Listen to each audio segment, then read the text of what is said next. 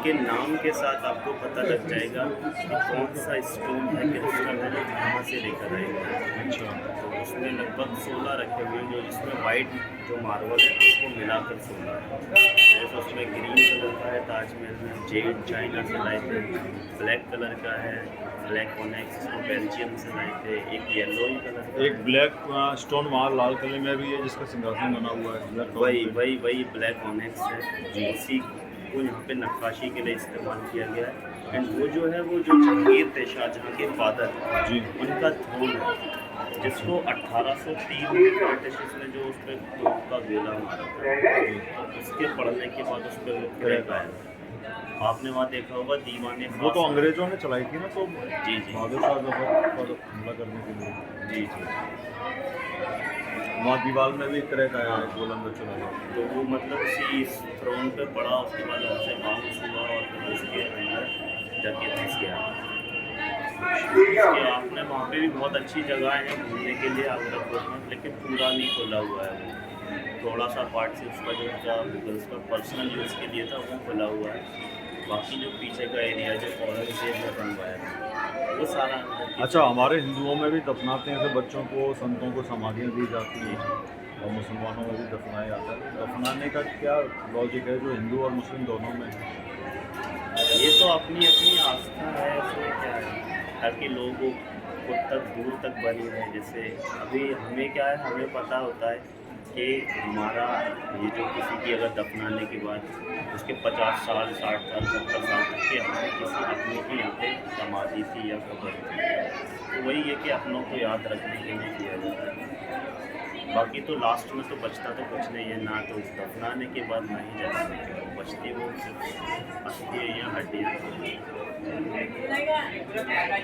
इससे क्या है कि अपनों को याद रखा जाता है हमेशा कि ये कब्र जो थी ये हमारे किसी अपने की थी, जैसे मान के चलो हमारे दादा की है। लेकिन आपकी जो हदीस में एक आ गया है कि कब्र को पक्का करना भी आराम है, बिल्कुल तो ये तो एक तरह से काम जो हुआ है अंदर पक्की तरफ से, ये तो गलत ही हदीस के हिसाब से तो गलत है। हदीस के हिसाब से अगर देखेंगे तो जो वो है एक तरह से ये कब्र बनाना ही गलत था जी, पक्की कब्र करना ही गलत। ये उनकी मोहब्बत में अंधापन था, या ये कहें कि बहुत सारा पैसा था? दोनों चीज़ें थी, पैसा भी बहुत था उन लोग के पास और मोहब्बत भी थी।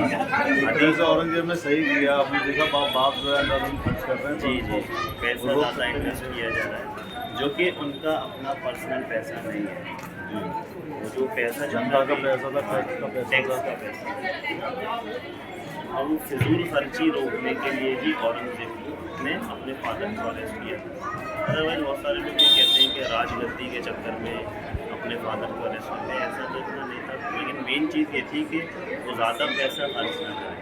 फिर उसके बाद जो था, अच्छा, आपको नहीं लगता राजगद्दी का भी इशू हो सकता है? क्योंकि राजगद्दी उसने का अपने भी बेटे इशू, को, बड़े बेटे को भी मरवा दारा दिया, शिकोह जो थे दारा शिकोह की गर्दन कटवा दी, वो बड़े बेटे को जेल में कैद करवा जी दिया, जी अपने ही वहीं लाल किले में जी जेल जी में बंद करा दिया। शाहजहाँ चाहते थे कि जो उनके बड़े बेटे हैं वो राजा बने शाहजहाँ के बाद, लेकिन दारा शिकोह जो थे वो पॉलिटिक्स अच्छे पॉलिटिशियंस थे नहीं, वो एक शायर थे।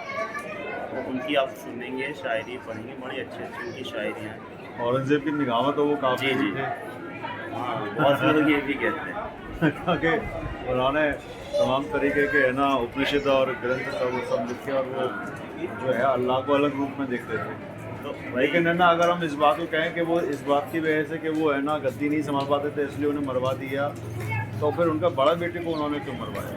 सबसे बड़े दारा शिकोह ही थे। नहीं, औरंगजेब ने अपने बड़े बेटे को भी इसलिए मरवाया क्योंकि वो खुद चाहते थे कि वो राजा बन जाएं और पूरा मुगल एम्पायर संभाल लें। उस टाइम पे जब औरंगजेब महाराष्ट्र में थे, जब उस पार्ट को दक्कन कहा जाता तो उस टाइम पे वो चाहते थे, क्योंकि इधर से मुगल एम्पायर ख़त्म होता जा रहा था और औरंगजेब की जो जुनून था वो उन मराठाओं को हराने का वो बढ़ता जा रहा था दिन ब दिन।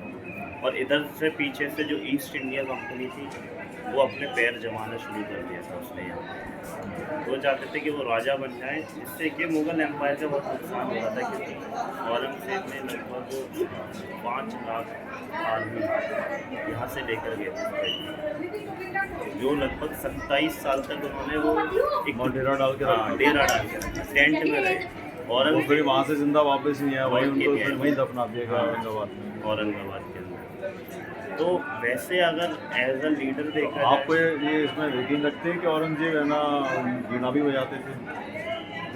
ये तो मैंने नहीं सुना कभी भी कि वीणा बजाते थे। ये सुना है कि वो हमेशा जो टोपी होते हैं, टोपी वो बुनते थे, और जो कुरान होता है उसको लिखते थे।